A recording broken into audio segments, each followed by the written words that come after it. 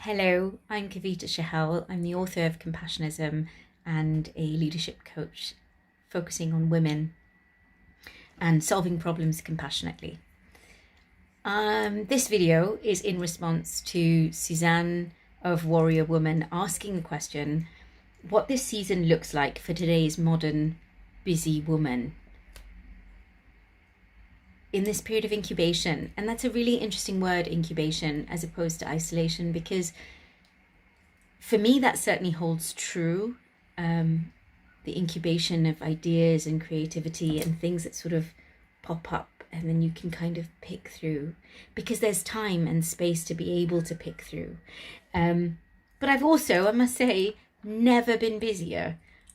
I mean, everyone's at home. I have a 3-year-old, I have a husband, my dad now lives with me, and it has been very intense, having everyone at home all of the time and not having the space and the time sometimes you need to just be yourself and get on with tasks.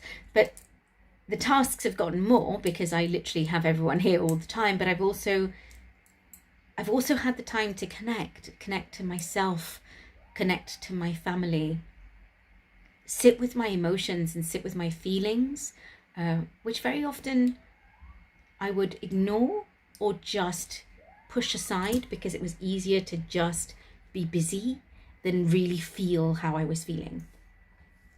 And so just to give you a bit of a background and to paint a bit of a picture really to understand what that means, my mum passed away at the end of January.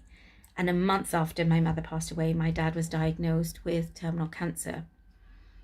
So if you can imagine knowing that you're going to lose both your parents in the same year, losing one parent, believe me, especially my mum, we were particularly close, has been hard enough.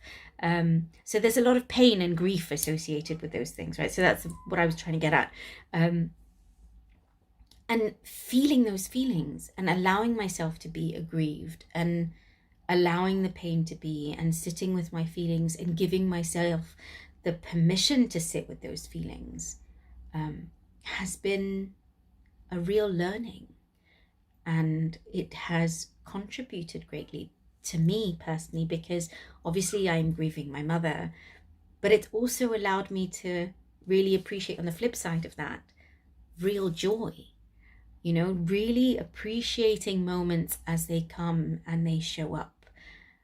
I now have time with my little girl that I don't think I've had before. You know, we play, we just connect, and having that time to connect with my husband as well, that normally you're also rat race, going to this meeting, going to meet this friend, going to, you know, some conference. You just don't necessarily get the time together. And I think that's certainly been the learning for me, is to be in those moments and to really connect to self and connect to the people that I have in my life and appreciate them.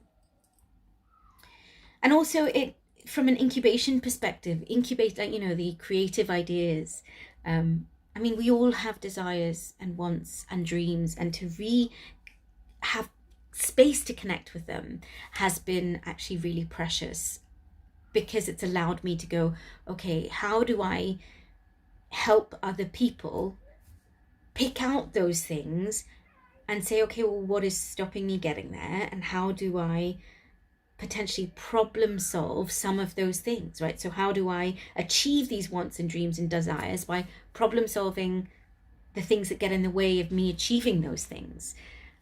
So that's been great, because I've been able to also apply those same methodologies and strategies that I use with the lovely women that I work with, to sort of say, okay, well, this is my story.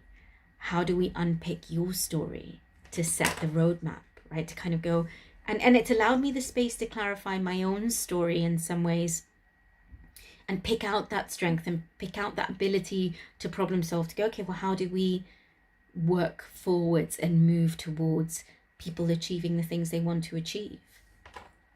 And so yes, this period of incubation has done that for me, and I have been grateful even with all the heaviness. But yeah, here's to problem solving compassionately.